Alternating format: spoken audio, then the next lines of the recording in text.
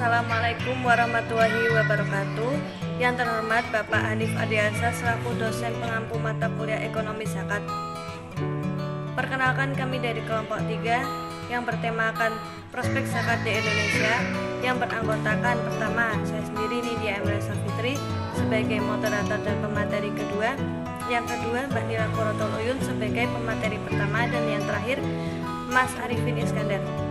Langsung saja untuk mempersingkat waktu, Mbak Nila Quratul Uyun, saya persilakan.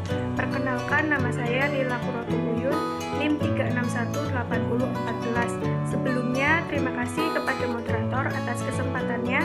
Selanjutnya, saya akan sedikit membahas tentang sejarah pengelolaan zakat di Indonesia. Yang pertama, pengelolaan zakat masa kolonial Belanda. Sejak Islam masuk Indonesia, zakat, infak, dan sedekah merupakan sumber-sumber dana untuk pengembangan ajaran Islam dan perjuangan bangsa Indonesia melawan penjajah. Pemerintah kolonial Belanda khawatir dana tersebut akan digunakan untuk melawan mereka jika masalah zakat tidak diatur.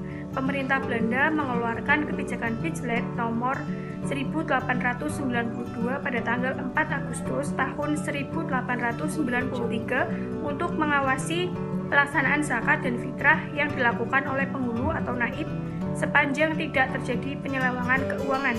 Namun kemudian akhirnya pada awal abad 20 diterbitkanlah peraturan yang tercantum dalam Ordonansi Pemerintah Hindia Belanda nomor 6200 tanggal 28 Februari tahun 1905. Dalam peraturan ini, pemerintah Hindia Belanda tidak akan lagi mencampuri urusan pengelolaan zakat dan sepenuhnya pengelolaan zakat diserahkan kepada umat Islam.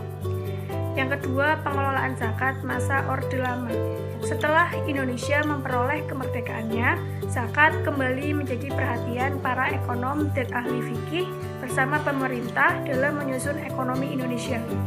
Hal tersebut dapat kita lihat pada pasal-pasal dalam Undang-Undang Dasar 1945 yang berkaitan dengan kebebasan menjalankan syariat agama pasal 29 dan pasal 34 Undang-Undang Dasar 1945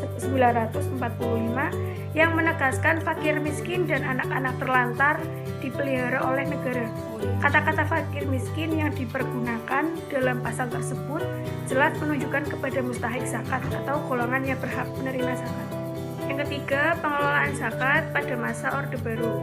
Pada masa Orde Baru ini, pada tahun 1967, Menteri Agama menyiapkan rancangan undang-undang atau RUU Zakat yang akan diajukan kepada DPR dengan surat nomor MA-095-1967 untuk disahkan menjadi undang-undang. RUU tersebut disampaikan juga kepada Menteri Sosial selaku penanggung jawab atas masalah-masalah sosial dan Menteri Keuangan sebagai pihak yang mempunyai kewenangan dan wewenang dalam bidang pemungutan. Namun, gagasan tersebut ditolak oleh Menteri Keuangan yang menyatakan bahwa peraturan mengenai zakat tidak perlu diatur oleh undang-undang, namun cukup dengan peraturan Menteri Agama. Yang keempat, pengelolaan zakat berdasarkan Undang-Undang Nomor 38 Tahun 1999 tentang pengelolaan zakat. Berdasarkan Undang-Undang Nomor 38 Tahun 1999 ini, pengelolaan zakat dilakukan oleh Badan Amil Zakat atau BAS yang dibentuk oleh pemerintah yang terdiri dari masyarakat dan unsur pemerintah untuk tingkat kewilayahan dan lembaga amil zakat atau LAS yang dibentuk dan dikelola oleh masyarakat yang terhimpun dalam berbagai ormas Islam, yayasan, dan institusi lainnya. Menurut Fahrudin, undang-undang inilah yang menjadi landasan legal formal pelaksanaan zakat di Indonesia. Sebagai konsekuensinya, pemerintah mulai dari pemerintah pusat sampai pemerintah daerah wajib memfasilitasi terbentuknya lembaga pengelolaan zakat, yakni Badan Amil Zakat Nasional atau Basnas untuk tingkat pusat dan Badan Amil Zakat Daerah atau BASDA untuk tingkat daerah. Terima kasih, itu saja yang dapat saya sampaikan. Kurang lebihnya mohon maaf, saya kembalikan lagi kepada moderator. Selanjutnya, pengelolaan zakat berasaskan Undang-Undang Nomor 23 Tahun 2011 tentang pengelolaan zakat. Menurut pasal 2 Undang-Undang Nomor 23 Tahun 2011 tentang pengelolaan zakat sebagai pengganti Undang-Undang Nomor 38 Tahun 1999 tentang pengelolaan zakat, mengartikan pengelolaan zakat berasaskan syariat Islam, amanah, kemanfaatan, keadilan, hukum, terintegrasi, dan akuntabilitas.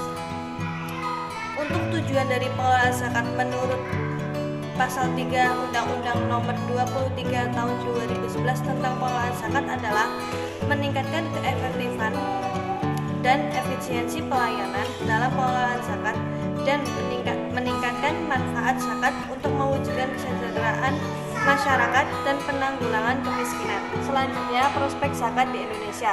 Dengan memperhatikan perkembangan regulasi zakat dan memperhatikan perkembangan kondisi masyarakat Indonesia saat ini, maka dapat diperkirakan berbagai perkembangan zakat yang terjadi dari waktu ke waktu ke masa ke depan selanjutnya, antara lain dengan memperbaiki regulasi dan tata kelola zakat. Diperkirakan zakat pada tahun 2016 akan tumbuh sebesar 30%, sehingga capaian perhimpunan zakat secara nasional pada tahun 2016 mencapai 5,46 triliun.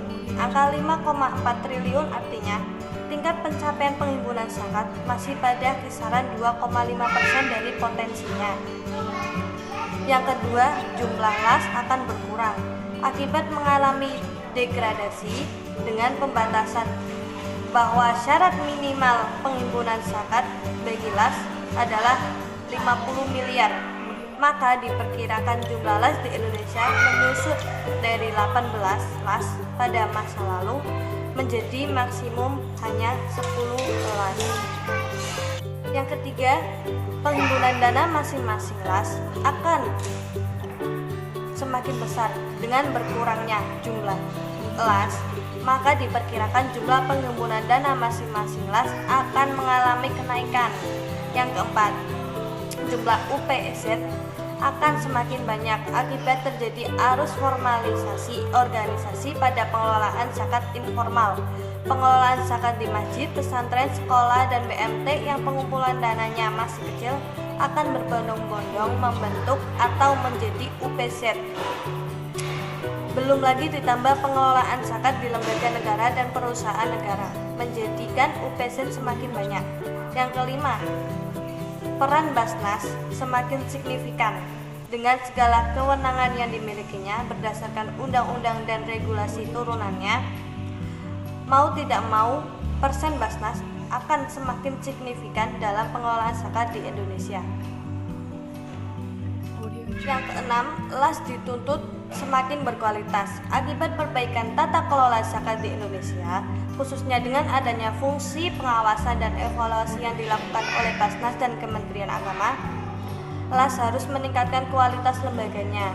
Yang ketujuh, tantangan efektivitas pemanfaatan zakat akan semakin besar.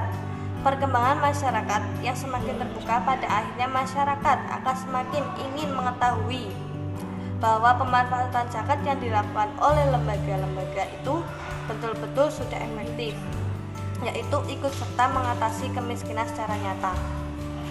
Sekian yang dapat kelompok kami sampaikan. Terima kasih. Wassalamualaikum warahmatullahi wabarakatuh.